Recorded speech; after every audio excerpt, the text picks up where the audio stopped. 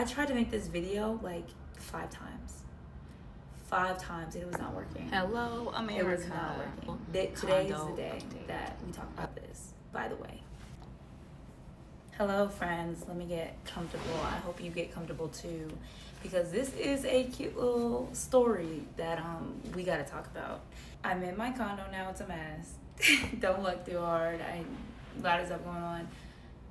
But I'm not going to even cut it to and do like a clickbait thing. It flooded bad. It flooded bad. Let's start off from the beginning. So I stayed here for all of 5 days. 5 days.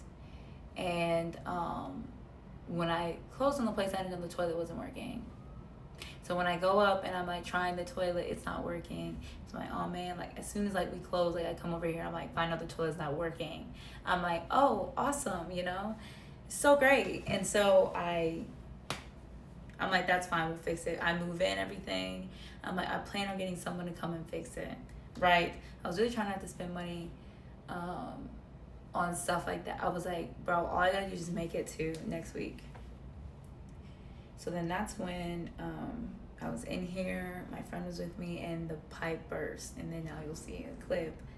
It's small, but it's just like, it's so small because I was hyperventilating and about to have a panic attack, literally. Like, I did not know what to do. So with that, because of that, I was like so confused. And I was like, God, where are you? What is happening?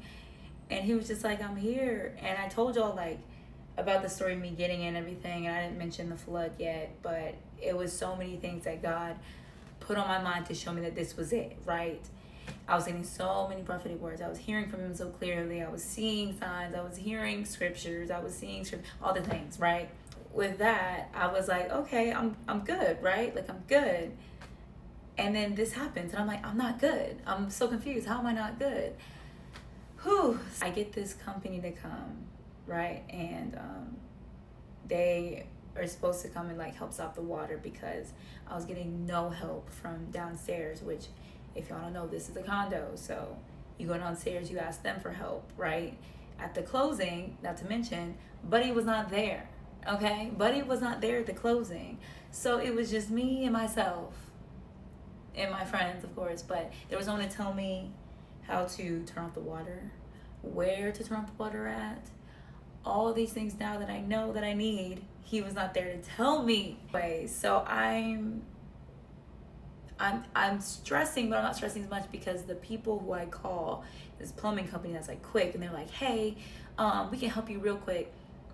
And they told me like, oh, when it floods, you got to get it fixed immediately, all these things, like don't even look nowhere else, like just make it seem like my insurance is gonna cover all of it. When I'm like, are they? Because I didn't get that much insurance. Why? Because I didn't know. I didn't ask my dad, and we'll get back to that for the reason why. So when I called them, everything, they did stuff, they immediately acted the next day. It was a Friday that this happened. Mind you, let me give you the time. Sorry, my friends, beginning me about context. Let me give you the timeline. Monday, I move in. That Friday, it floods, right?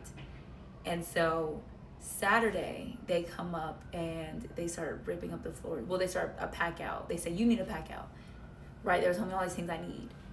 And me not knowing, I'm thinking my insurance is going to cover all of it because I thought it wasn't going to be as much money as it was. Okay, anyway, so they start packing up all my stuff leaves. I'm like, oh my gosh, all my stuff is gone. This is my first Saturday here. So all my stuff is gone. That's when Nana was with me. And so here's a video of me, like, Nana is so funny. She has like anxiety at times. Like, she's very like, I don't know, it's so funny, but she has anxiety. And so I was like rubbing her because she was like kind of like, what's going on? So even that morning before they came, me and Nana, we walked to Dunkin', and I got her a pup cup, and like, so she could just calm down. I was like rubbing her because little stinker, okay? Little stinker. So anyways, so we finish all of that stuff. They come and they like pack it all up, and I'm like, okay, where do I go?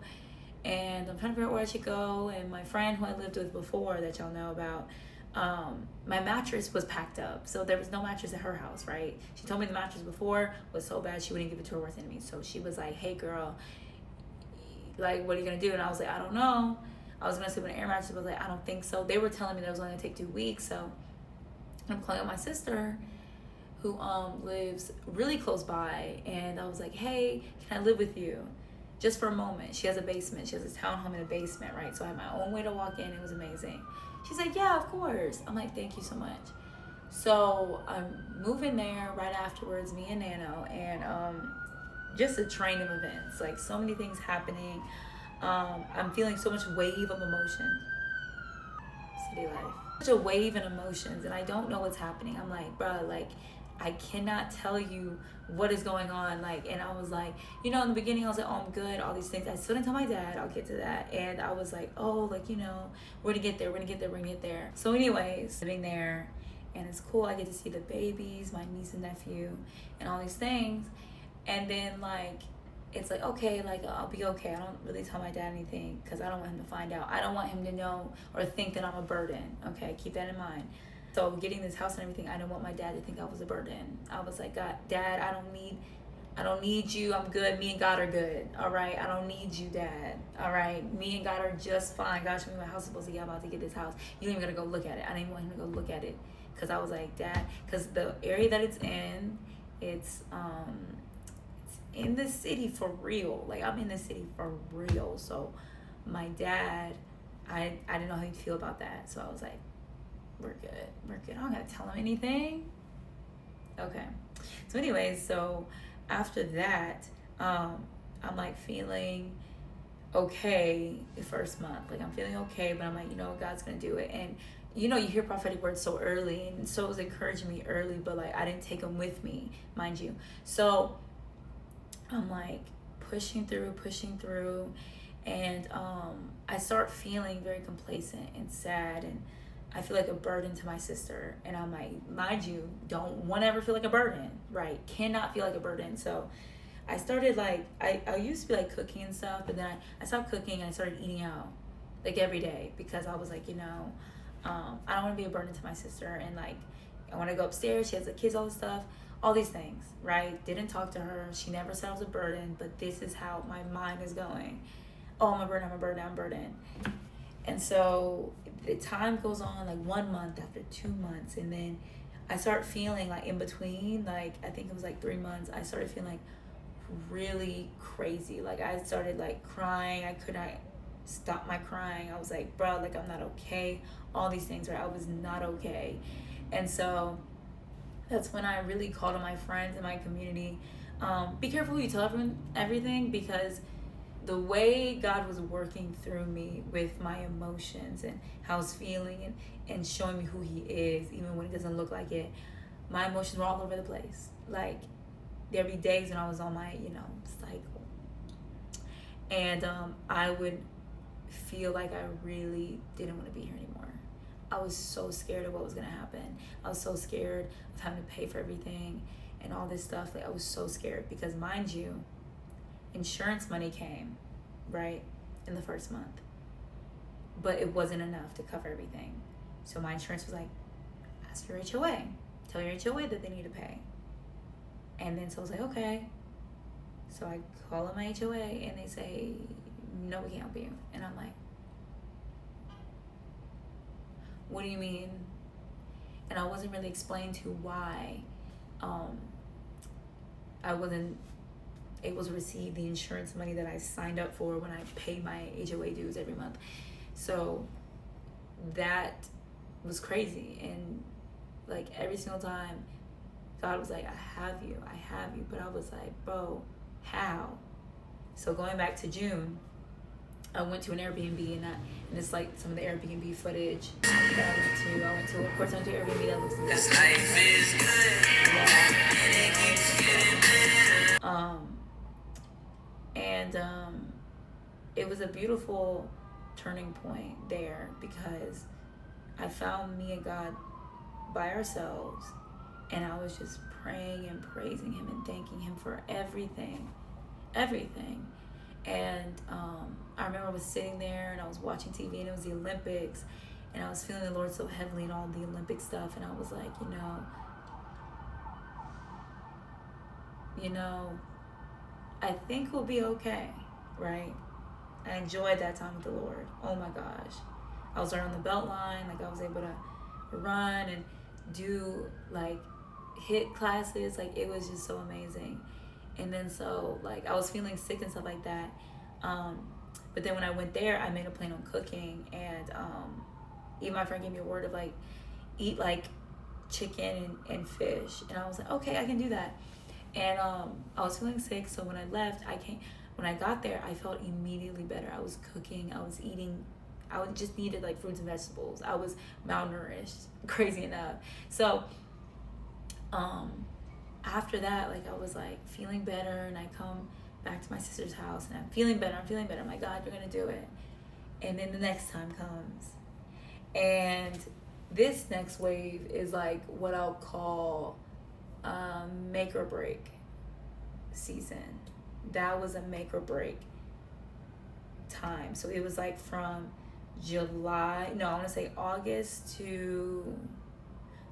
August to September. I'm doubting God 100%. Just being honest, I'm doubting God.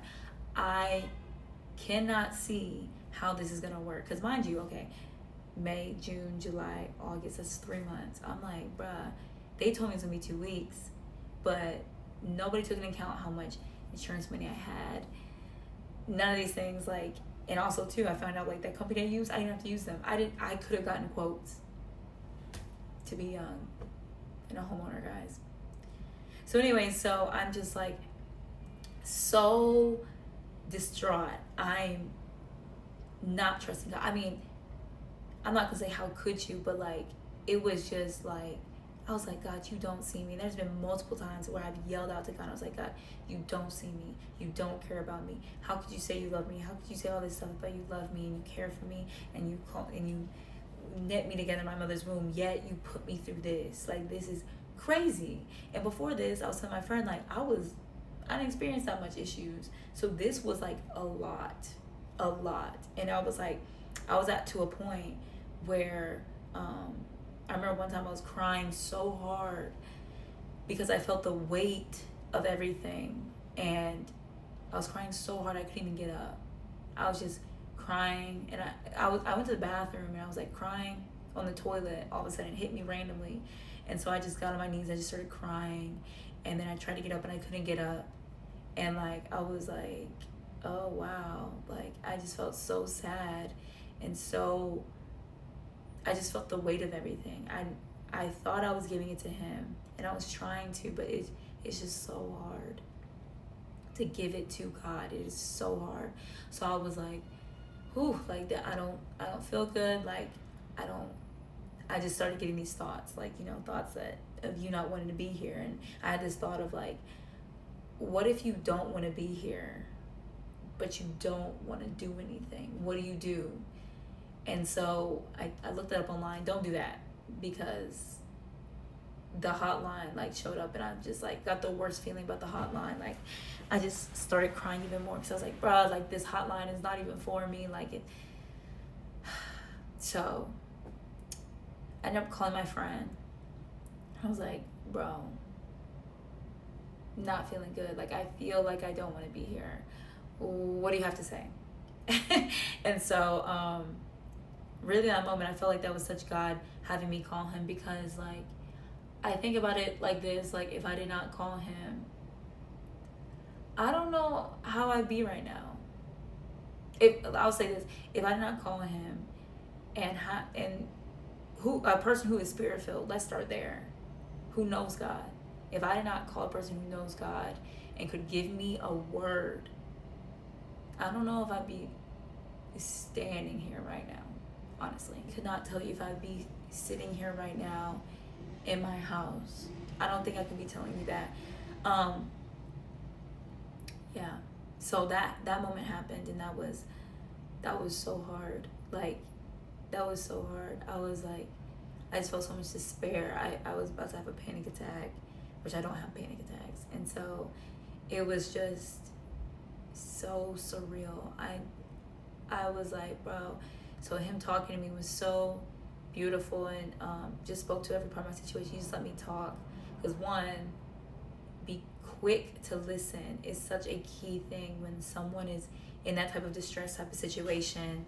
And so him letting me speak was like, I got everything out, and like the Lord was so ushered into that.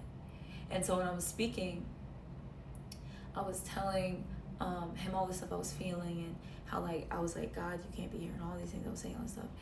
And I was telling him how I felt like my emotions were out of whack. I felt like I couldn't control them. I felt like I was like bipolar. Like I thought I was bipolar at this point, because I could not understand why it was like a wave that hit me of realization of what's going on. And so one thing that he said that I tell so many people is that he was talking about when Lazarus died. They told Jesus before Lazarus died that he was sick. And he was like, Lazarus sick, Lazarus sick. And he's about to die soon, like he's not okay. And Jesus was walking, and then I could be wrong with it, but the woman with the blood issue touches his cloak, and he heals her and all these things.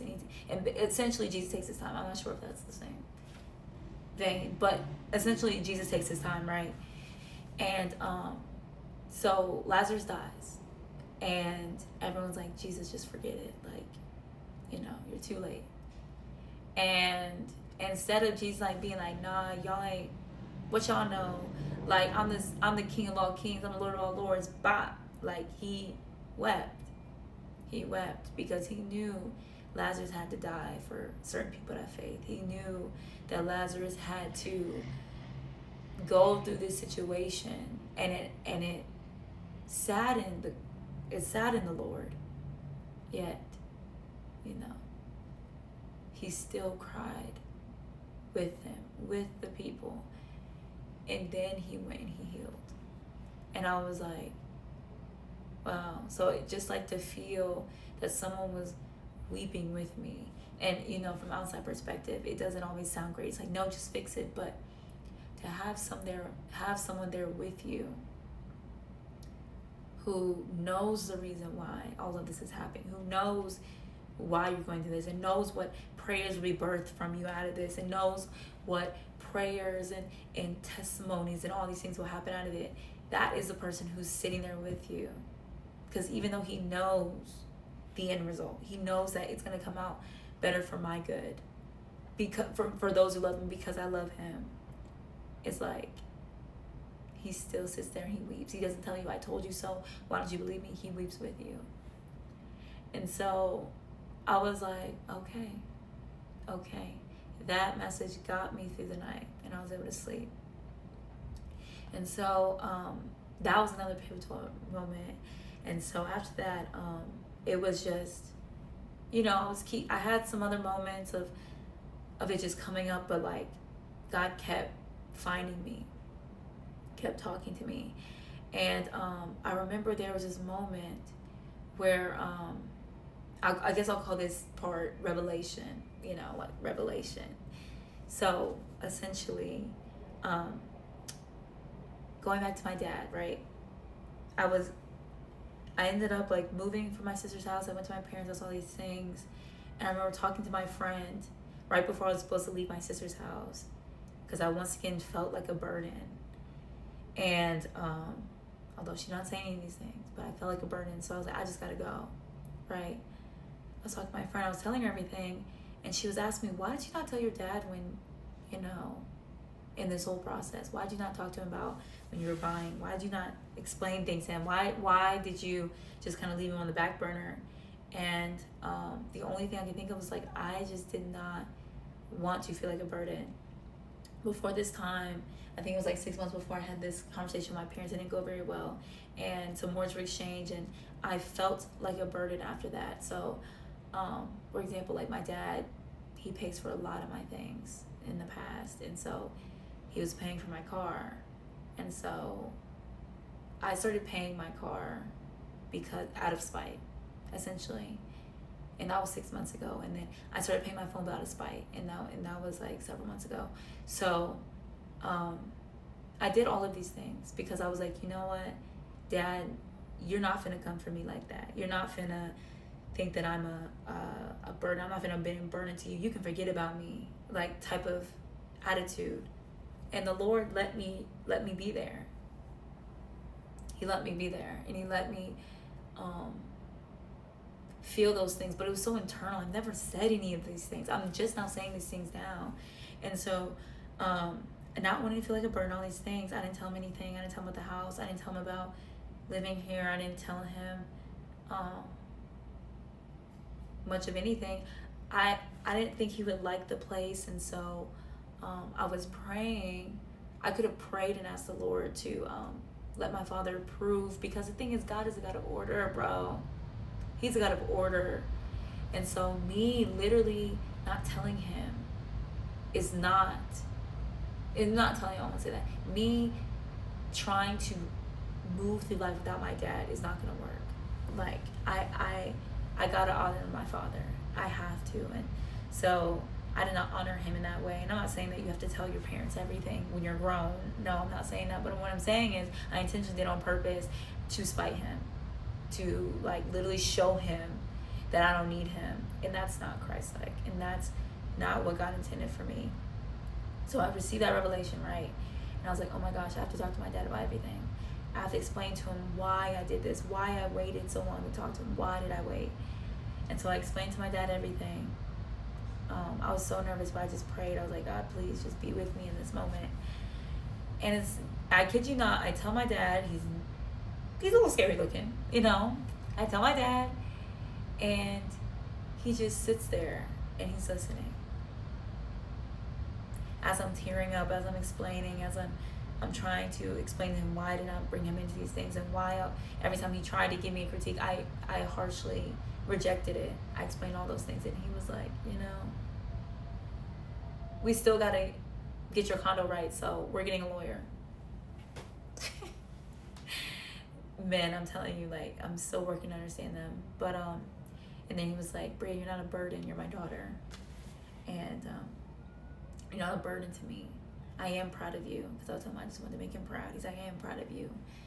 You're not a burden to me. All these things. He said, I was just trying to tell you stuff so you wouldn't be in a position like this. But, you know, you never knew that this was going to happen.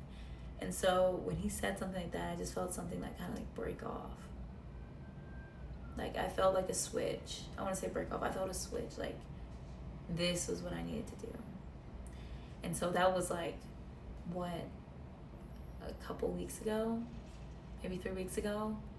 And so after that, like, my dad has been on it, like talking to the lawyer, trying to get them to pay what they're supposed to pay, and my dad just being there for me and talking to me. And when I lived with my parents, it was just a joy being around my dad, and we would watch football together and all these things. And so it was just so beautiful to be able to talk to my dad and like be there with my dad and conversate with him. And I don't know, it was really special, and I was really happy I got to do that. I got to live with my parents. It was really good. And then like all of a sudden, like my dad was like, get some floor cement. I'm like, okay. Because he's like, he woke up one morning and was like, yeah, get some floor cement. Like, no, we got to figure this out. And so I was like, all right. So he ended up like we ended up finding a place. He sent me a bunch of places to call, and I just came here and I just was like here for the quotes. And one quote was literally like lower than all of the other ones. Because mind you, let me backtrack. So to find I was looking for a quote for flooring, and all of them was like 14, 15,000. So on top of the flooring that they took up from the other place that I had, mind you,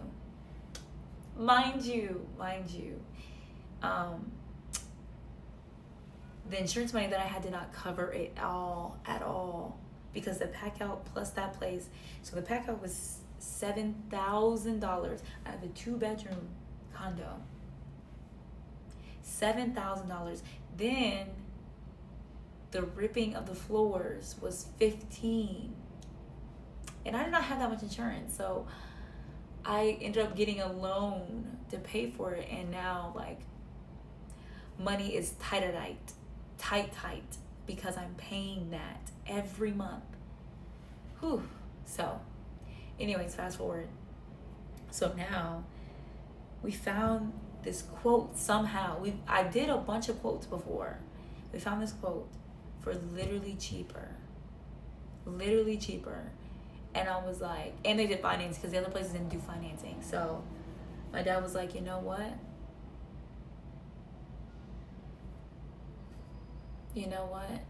Like, we're gonna do it. And so he was like, we're gonna have you in your place, and then we can move from there. We can fight from there. And I was like, what? So we ended up getting the floors down. And then I moved in on Friday. Forgot to mention this key part. So I talked about the toilet. The toilet was the pipe that burst. The toilet was been broken for a long time. And so I kept waiting for insurance money to come, and I kept waiting, and then they kept saying like they couldn't do it, and I tried this other way, and they kept saying they couldn't do it. So all of a sudden I'm talking to one of my friends, and she's like, Bria, like, we can fix your toilet. And so I'm like, okay, bet, like, let's do that, because I just need to be in my place. It was way too long. And so what ended up happening was the toilet needed, the drywall needed to be cut open, and for it to be fixed. So we opened up the drywall, and like, she fixed the toilet, but then the drywall has to be replaced, right? Like, all this stuff with the drywall has to be replaced. And so what's so crazy is I was at church and I was praying. After that, I was thanking God that my toilet was fixed. I was thanking him because it was hard to use the bathroom upstairs every single time. So I was thanking the Lord so much that my toilet was fixed. But then I saw this vision of me putting a Bible behind the wall. And I was like, what? I have to do that. And so it turns out like a lot of stuff was going down, stuff like that. But I end up like going to Goodwill, found a Bible. And so also too, not to mention, this condo's elevators are having issues. So that day, every time I came, the Lord has made sure that the elevators worked. But that day, the elevator did not work. Funny enough, right? So I woke up 17 flights of stairs. 17. And the whole time I'm just praying. I'm just thanking God. I'm just praying. I'm just thanking God, because obviously the enemy did not want me to put this Bible in the back of the wall, which now I know. Like, now I'm just realizing that. But anyway, so I put that Bible back in the wall, and my friend comes later to fix it. Like, I'm not here, I'm at work. And my friend and her mom. And so she tells me, like, after they fixed everything, they saw the Bible and moved it to, like, fix a couple things, and then they, like, put it back, and they put the drywall back and closed it. And her mom was like, you know what, we should pray. So her and my friend ended up praying over my house. And that moment is just so special to me. So I could just not literally leave that out. So there y'all go. Back to you, Bria. It's been Friday, Saturday, Sunday, Monday, Tuesday. It's been 4 days. And then we'll make it tomorrow. And then it'll be more than the days that the flood happened. Yeah. God is really good. And so, like, all along this way of, like, my place flooding, panic attacks, just charges from the enemy, I learned that God is, like, all of this happened essentially because he wanted to fix my relationship with my dad, a bunch of other things, increase my faith, get new prayers for me, relate to people. I'm sure someone on here needs some of this, but all of this had a purpose. I wasn't just out here to be out here. I was not just out here to be out here. Like, let that set in. You're not just out here to be out here. Like, your struggle, your pain has purpose. Your pain has purpose when you're in Christ. And my pain had so much purpose that now, like, I am so grateful. I can say now that I'm grateful of what happened, because I would not be this close to the Lord. I would not be this grateful. Like, I practice such gratitude in Christ of what he's done for me that I'm like, oh, we're good. You know, like, I've never experienced that. And so I am just so good right now. When people ask how I'm doing, I'm like, I'm really good. Like, really good. And so, and it's all the Lord. It's all what the Lord has been doing to me and through me, and the conversation I had to. And you know what's so crazy is the thing that like helped me so much is like when a friend called me, needed help, and I'm calling them, telling them like God's gonna see them through their situation. Meanwhile, I'm over here not being able to see God in my situation. Like, that's what encouraged me, is talking to people. Be like, God did this for them, he could do it for me. And so all that to say, this 30-minute video to say that, like, bruh, after everything that's happened, after all of the trials and tribulations and the crying and the crying and the crying and the crying, he is really good. Like, he's really God. And like, before I understand people mad about suffering and all these things, like, we don't suffer in Christ. Yes, we do. Christianity, no, they don't. No, they don't. But what I found in that suffering is like God met me with peace. When I asked for peace, he gave it to me. And to have peace in a crazy situation as this, flooding, floor dripped up, money gone, confusion, stuff was gone. I had to buy new clothes while I waited for my place to get back because they took all my clothes. You know, like, all these things. And yet he's still good. Yet he's still God. Yet he's still working for my good. Yet he's still there.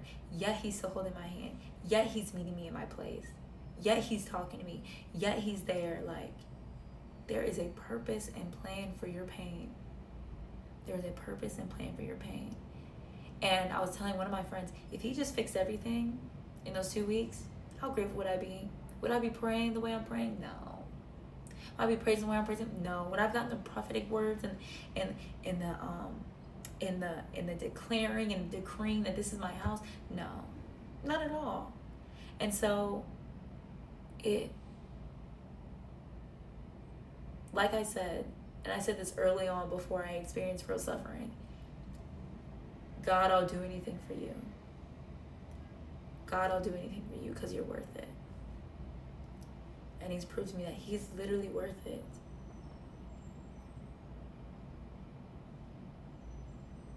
He's worth it. To pull what he needs out of me, it's worth it. Because I wanted a relationship with my dad. I wanted to be close to my dad. I wanted to hang out with him and talk with him. I always wanted that. And now that the door is open, I just am praying that God continues to open that door wide open. And even with my mom, we had some issues, and she has really, really like put down any differences that we had. We had an argument literally the first day. That's neither here or there. But she talked to me. I remember I was like with my headphones just crying, and she was just there for me, and she was just praying for me, and always wanted to talk, and always down to listen, and always down to talk, and always down to pray, and always there, like always that prayer warrior right there. And I really realized what good I had it. And then my grandma came home. She's 97, and she gave me all this beautiful jewelry. She gave me this necklace right here. Like, all these things that happened because God is good. So I'm very thankful. And God is good. And that, I mean, that's the one day message. God is good. He's faithful. He really will do it. And so I hope this encouraged in anyone. I mean, if it encouraged a toenail, I'm excited, you know? A toenail. What a Word Wednesday that was. God is good. We're back, baby. We're back. We have a house. We're back. So, yeah. Definitely back creating videos every Saturday, maybe Monday. Don't know. Don't pressure me. Don't pressure me. But definitely back posting for sure. So definitely be expecting that, because it should be some good stuff, some good content. Not even going to spoil it. And it's literally dark now, so that's it. That is all. I just pray that you have a blessed day, and that I pray that someone was encouraged by this. And I will see y'all Saturday with a new video. Okay, bye. It's so dark in here now. It's so dark in here. It's 5:30, by the way. Okay.